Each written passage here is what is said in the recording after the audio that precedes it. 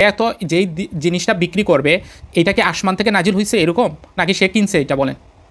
মানে একটা জিনিস না কিনলে তো তার মানে তার কি আছে, একটা ক্রয় মূল্য আছে, তার একটা কি আছে, বিক্রয় মূল্য আছে। কি বলেন না কেন কথা, বিক্রয় মূল্য আছে। তার মানে তার ক্রয় মূল্য ধরেন 100 টাকা, সে বিক্রি করছে 20% লাভে, তার মানে এটা বিক্রি করছে 120 টাকায়, হইলো? আচ্ছা, এখন দেখেন খ কি করছে। খ তো ধরেন কয়ের কাছ থেকে কিনবে, তাই না? কয়ের কাছ থেকে কিনবে, তাহলে তার জন্য একটা ক্রয় মূল্য আছে। সে কত টাকা দিয়ে কিনছে বলেন? 120 টাকায় কিনছে, কি বলেন? সে তো কিনছে 120 টাকা দিয়া, সে কিনছে কত টাকা দিয়ে? ধরেন 120 টাকা দিয়ে কিনলো।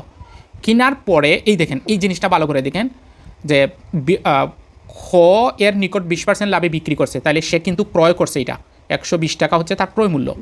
এখন সেও কিন্তু এই জিনিসটা বিক্রি করে ফেলবে, তাহলে খ জিনিসটা গয়ের নিকট কয়ের ক্রয় মূল্যে বিক্রি করছে। তার মানে সে বিক্রি করার সময় 100 টাকা বিক্রি করছে, অর্থাৎ কয়ের যে ক্রয় মূল্য ছিল 100 টাকা, সে বিক্রি করছে হচ্ছে 100 টাকা দিয়ে। কত টাকা দিয়ে? 100 টাকা দিয়ে। তাইলে গয়ের ক্রয় মূল্য কত হয়ে গেল? 100 টাকা, 100 টাকা। এখন প্রশ্নটা হলো ক্ষয়ের শতকরা কত ক্ষতি হয়েছে? অবশ্যই ক্ষতি হয়েছে। 120 টাকার জিনিস মানে 100 টাকা দিয়ে করে ফেলছে, তাহলে তার ক্ষতি হয়েছে না? বলে সবাই বলেন, কি বলেন? তার ক্ষতি হয়েছে। তাহলে কত ক্ষতি হলো? বলে 120 টাকায় ক্ষতি হয়েছে 100 টাকা, তাই না? ক্ষতির হার বের করতে হলে ক্রয় মূল্য লাগবে না? কথা বলেন না কেন? কত ক্রয় মূল্য? কত? 120। তাহলে 120-এ ক্ষতি হয়েছে কত? 20। তাহলে 100-তে কত ক্ষতি হয়েছে? এখন কি বুঝাইতে পারছি আপনাদের? ইয়েস, 16 সমস্ত। যারা যিনি 16 সমস্ত ক্ষতি হলো আরেকবার ক্ষতি হলো এখন, জি জি, মানে শুধু ক্ষয়ের ক্ষতির কথা বলছে, বুঝছেন?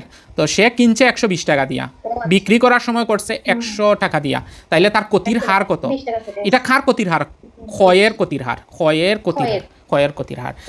হ্যাঁ, তাইলে এটা দিয়ে এটা কাটলে এটা হচ্ছে 6। আর আমরা কিন্তু শিখাই আসছিলাম যদি 6 ভাগের 1 হয় আর উপরে 100 হয়, তাহলে এটাকে কত লিখবো? সরাসরি 16 সমস্ত 3 ভাগের 2%। যারা পারেন তারা তো খুব অ্যাডভান্স।